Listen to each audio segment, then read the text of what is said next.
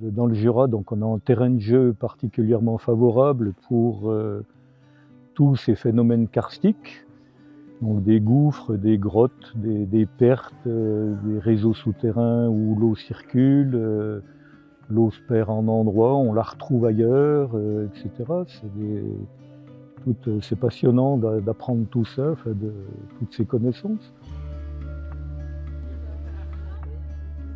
Cette question du karst et donc de l'eau, pour moi, ces deux choses-là, le karst et la question de l'eau, sont indissociables.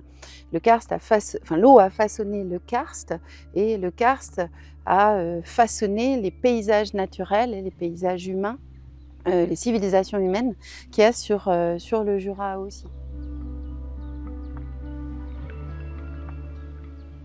On a un phénomène de perte qui est au bord du lac d'Antre, ici, où l'eau va disparaître sous terre dans un endroit qui est dommage pour nous. On ne peut pas pénétrer, mais l'eau s'engouffre sous terre et elle ressort à Villarderia, qui est un peu plus d'1 kilomètre d'ici. Nous nous sommes rapprochés donc du parc naturel régional du Haut-Jura et des techniciens qui travaillent autour de la ressource en eau, autour des grands cycles de l'eau. Et très vite, ils ont dit de toute façon qu'aborder la question de l'eau dans cette zone géographique, avec cette spécificité géologique qu'est le karst, on ne pouvait pas l'éviter. Donc la question de l'eau, elle passe aussi par une connaissance. Il nous est arrivé de pratiquer des enquêtes de terrain, mais souvent dans lesquelles c'était nous qui étions moteurs en fait, des lieux qu'on allait visiter ou des objets d'enquête. Là, c'était un petit peu différent dans le sens où les commanditaires deviennent force de proposition et c'est aussi qu'ils viennent, disons, partager tout un ensemble de connaissances et de champs de spécialisation que chacun a. Donc du coup, ça renversait un petit peu la dynamique, dans le sens où c'est eux qui nous emmenaient sur des sites d'intérêt et qui venaient un petit peu traduire et partager leur expérience, leurs connaissances.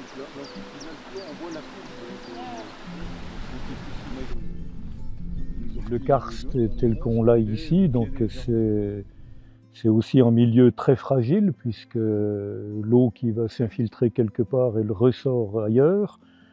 Elle va entraîner avec elle un petit peu tout ce qu'on aura mélangé à elle, c'est-à-dire des effluents, des égouts, des produits chimiques. On va les retrouver, il n'y a rien qui est filtré là-dedans, quoi.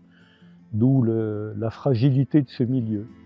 Et puis après, la grotte, elle continue, mais par des fissures étroites comme ça. Cette question de l'eau, elle était déjà cruciale, mais avec le changement climatique, elle est encore davantage présente. Une période où il y a de plus en plus de monde aussi sur ces régions, quoi, avec l'afflux du tourisme. Le tourisme, ça a du bon, mais aussi il y a des problèmes qui se posent avec. Nous, ce qui nous intéresse aussi, c'est l'opportunité de pouvoir creuser ces questions-là, pas simplement d'un point de vue théorique ou littéraire, mais en contact avec des acteurs locaux et en allant sur les sites et en traduisant aussi ces urgences et ces problématiques en lien avec le contexte direct dans lequel elles ont lieu et dans lequel elles sont ressenties. C'est la zone humide, donc on est sur une fourmilière. En tant qu'élu, on sait aussi que c'est un vrai enjeu. Et tout ça à travers le regard d'artistes, donc c'était ce qui rendait aussi la démarche attrayante. Il y a eu un ensemble de rencontres sur le territoire avec les artistes qui sont venus, qui ont été accompagnés dans les différents lieux qui font sens pour l'eau, le karst. Donc ça, c'était vraiment Anne et François qui ont été source de beaucoup de connaissances pour le collectif. Bon, moi j'étais en tant que toujours facilitateur et puis en suivant ces démarches et puis pour un peu un apport logistique. Voilà, de connaissances locales et puis encore autre chose. On s'est rapproché de Wim Kuijvers qui a acheté un terrain près de Saint-Claude où il a un gîte gardé et qui, lui, est venu aussi en tant que spéléologue puisque c'est quelqu'un qui est aussi spéléologue, mais aussi qui a qui fait tout un travail d'observation aussi à partir de son terrain et de la forêt, donc de Montavoie. Et le mode de fonctionnement et de vie qu'il a instauré à partir de ce gîte gardé a été aussi source d'inspiration, en tout cas d'exemple pour les artistes quand on a commencé à faire un travail d'investigation. Déjà le lieu, et c'est très souvent hein, pour beaucoup de choses, tout d'un coup, c'est une possibilité de rencontre. Il y a des gens qui viennent, qui passent, et puis on parle autrement ici que dans un bureau ou dans un bistrot. Et j'aime bien ça, je veux dire, le mix de se balader sur le terrain, avoir à se balader pour arriver au refuge, où on peut s'abriter un peu, manger un coup ensemble, et puis l'expérience qui joue quand même.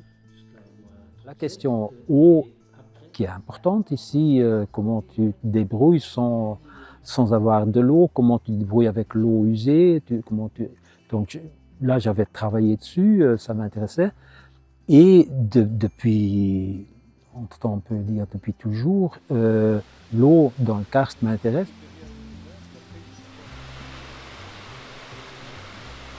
C'est le groupe Parc et le groupe spontané des acteurs qui ont défini en fait les enjeux, participé au choix des artistes donc, et accompagné le processus de travail jusqu'à la réalisation. Ce petit noyau a vraiment été pour moi hyper très solide, très fiable, et ce que je souhaite donc dans l'avenir, c'est vraiment pouvoir continuer à maintenir un lien. C'est une démarche vivante en fait, c'est à l'image du processus du vivant. Des projets éminemment humains aussi, on est dans une aventure humaine, et dans une aventure humaine, rien n'est idéal. Donc il y a des moments où on doute, des moments où on interroge, et il y a eu ces moments, même sur ce temps très court. Et ces moments, je trouve qu'ils sont aussi positifs dans ce qu'ils peuvent advenir par la suite. Et du coup, c'est vrai qu'à chaque fois qu'on s'est rencontrés, quand on les a emmenés sous terre, par exemple, ou autre, il y avait plusieurs personnes à échanger. Est-ce qu'on a trouvé, ce que moi j'ai trouvé, c'était que les questions que les uns ou les autres posaient n'étaient pas les mêmes. Donc on voyait bien qu'il y avait des axes, des regards en tout cas de leur part, qui étaient différents des uns des autres. Et ça, c'était intéressant, parce que sûrement complémentaires en fait. Voilà. Voilà, ça s'est construit avec plusieurs types d'apports, donc à la fois des visites de sites, des échanges avec les commanditaires. Oui, l'aspect de chapitrage des vidéos, c'était aussi lié avec une volonté de la diffusion de différentes manières. Donc ça peut être montré sur plusieurs écrans dans une exposition, ça peut être montré dans une salle de cinéma comme une séance de cinéma, comme un film, ça peut circuler sur les réseaux sociaux ou sur l'internet ou sur un site internet dédié. Et ça permet aussi de continuer ce travail de collecte, d'accumulation des histoires un peu plus loin et enrichir avec d'autres chapitres.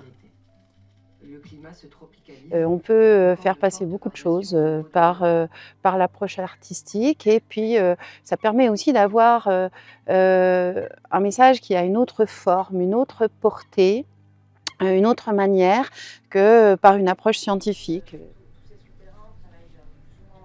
Après, ma foi, il y a eu toute une part de finalisation pour présenter le travail à la Fraternelle, puisque c'était le lieu qui avait été choisi, parce que c'est quand même un lieu emblématique de Saint-Claude, qui a été choisi pour présenter le regard d'artiste sur le karst, la problématique du karst et de l'eau dans le Haut-Jura.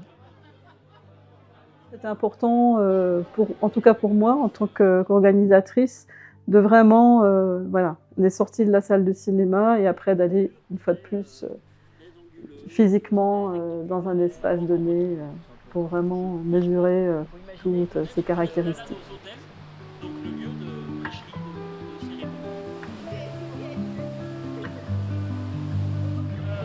bassin, là, c'est du plomb antique.